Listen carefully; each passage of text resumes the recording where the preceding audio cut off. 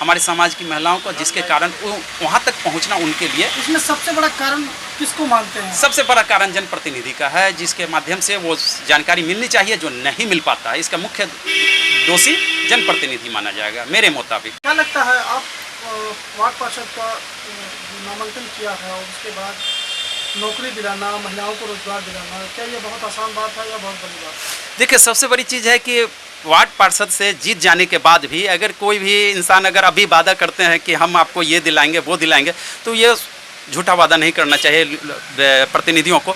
लेकिन मैं उन लोगों से विश्वास दिलाता हूँ कि जब किसी भी इंसान के पास में एक बड़ी कड़ी होगी तो उस कड़ी के माध्यम से संघर्ष करके उन समाज के निम्न वर्गों को सहायता देने में कोई कसर हम नहीं छोड़ेंगे। आज जो महिलाएं अशिक्षित हैं उनको जो है। नमस्कार, हमारी यात्रा पहुंची है ताजपुर नगर परिषद, और ताजपुर नगर परिषद में हम लोग बैठे हुए हैं आज ही वार्ड संख्या 11 में। वार्ड पद के लिए वार्ड संख्या 11 से कविता देवी ने अपना नॉमिनेशन दिया है और इनके निवेदक हैं हमारे साथ संतोष कुमार रजक जी। संतोष रजक जी 15 सालों से लगातार समाज सेवा करते आ रहे हैं और इनका खुद का प्रेस का दुकान है, कपड़ा प्रेस करने का दुकान भी चला रहे हैं और समाज सेवा में अपना योगदान लगातार 15 वर्षों से दे रहे हैं। संतोष जी, सबसे पहले आपका कार्यक्रम में स्वागत है। जी नमस्कार सर।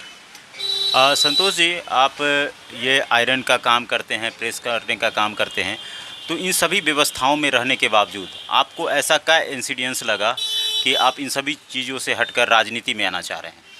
देखिए सर, एक्चुअली राजनीति उद्देश्य नहीं है मेरा, बल्कि सामाजिक सेवा मेरा मुख्य उद्देश्य है। जो हम आज से तकरीबन 20 साल पहले पंचायती चुनाव का पहली दौर में वार्ड मेंबर पद से अपना चुनाव लड़ा था, जिसमें 3 वोट से पराजय हो जाने के बाद भी राजनीति को छोड़ दिया, लेकिन सामाजिक सेवा नहीं हमने छोड़ा और लगातार सामाजिक सेवा की भावना से अपने समाज में कार्य करते रहे। इस बीच जब हमें सफलता नहीं मिली तो हमने अपने कुछ सहयोगियों के मदद से अंबेडकर सोसाइटी संघ की स्थापना किया, जिसका संस्थापक मैं खुद हूँ। इसमें अध्यक्ष, कोषाध्यक्ष एवं सचिव और भी लोगों हैं।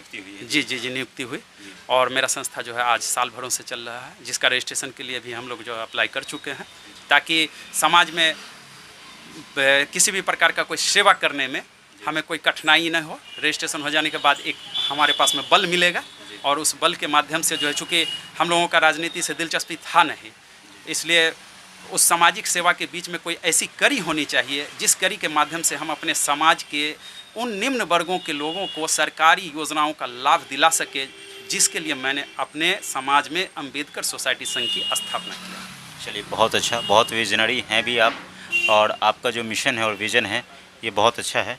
खैर, दूसरा सवाल हमारा ये रहेगा, चूँकि आप युवा हैं तो युवाओं को आप कैसे देखते हैं? युवा आज नशा, पलायन और बेरोजगारी की समस्याओं से जूझ रहे हैं। के बाद या आपके जो कैंडिडेट हैं कविता देवी के आने के बाद उस पर कैसे काम करेंगे और उनको कैसे मुख्य धारा में लाएंगे? देखिए, सबसे पहली नंबर की युवा जो आज बेरोज़गार हैं, इसका मुख्य उद्देश्य है कि हमारे यहाँ जितने भी युवा हैं उनको जानकारी तो है, लेकिन इस चीज़ का अभाव है, चूँकि वो जो है सरकारी योजनाओं का लाभ नहीं ले पाते हैं, और जब सरकारी योजनाओं का लाभ नहीं ले पाते हैं जिसके कारण वो रोज़गार से विमुक्त हो, तो रोज़गार पाने के लिए उनको हम अपने स्तर से एक आम बैठक करके उनके बीच जो है उन सारी योजनाओं का प्रस्ताव देंगे जो सरकार के माध्यम से चलाई जा रही है हमारे समाज के लिए और युवाओं को रोज़गार देने के लिए, और उसमें जितने भी लोन, कुटीर उद्योग हो या लघु ऋण शिविर, जी ऋण शिविर लगा करके जो है मैं उन्हें जो है मदद देना चाहता हूं। और जब मदद हम देंगे तो फिर उसमें जो है वो लोग बेरोज़गारी से मुक्त हो जाएंगे, और जब बेरोज़गारी से मुक्त होंगे तो वो फिर बाहर जो है प्रदेश जो है पलायन नहीं करेंगे। और नशा पान की जहाँ तक सवाल उठती है, तो जब बेरोज़गार युवा अपने रोज़गार में सीमित व्यस्त हो जाएंगे तो स्वाभाविक सी बात है कि वो नशा पान से भी अलग हो जाएंगे। बहुत अच्छा आपका जवाब रहा। महिलाएं कम पढ़ी लिखी हैं, इसका सबसे बड़ा दोष और कारण किसको मानते हैं? सरकार का, या वहाँ के जनप्रतिनिधि का, या फिर स्वयं घर के जो मुखिया होते हैं उनका? देखिए, सबसे बड़ी चीज़ है कि हमारे समाज में सबसे पहले नंबर की परिवार के जो मुखिया होते हैं उनका मुख्य उद्देश्य होता है कि अपने परिवार को शिक्षित करना, और इसमें जो है सरकारी मतलब संस्थाओं का भी कुछ दोष है। जैसे मान लीजिए कि शिक्षा जब लोग जो है मैट्रिक इंटर तक जाते हैं तो उनको शिक्षा का जो है समुचित लाभ नहीं मिल पाता है।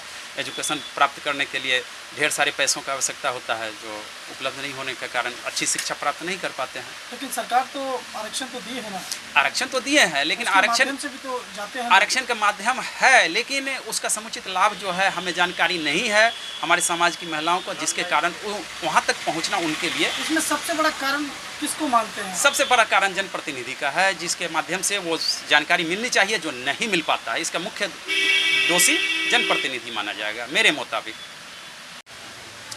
महिलाओं के स्वरोजगार के लिए आपने क्या कुछ सोचा है? हर साल हर 5 वर्ष पर लाखों करोड़ों रुपए सरकार भी खर्च करती है महिला सशक्तिकरण के लिए, तो महिलाओं के रोजगार और स्वरोजगार के लिए आपने क्या कुछ सपने देखे हैं?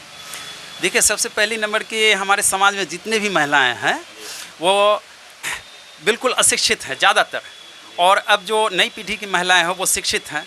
तो कम से कम उन शिक्षित महिलाओं के माध्यम से मैं उन अशिक्षित महिलाओं तक भी अपने एक सामाजिक स्तर पर बैठक करके और उन सरकार के द्वारा जो लघु उद्योग या कुटीर उद्योग का जो योजना चलाया जा रहा है उस योजनाओं के बारे में जानकारी देंगे, और जानकारी देने के बाद उस योजनाओं का समुचित लाभ उन तक पहुंचाने का कार्य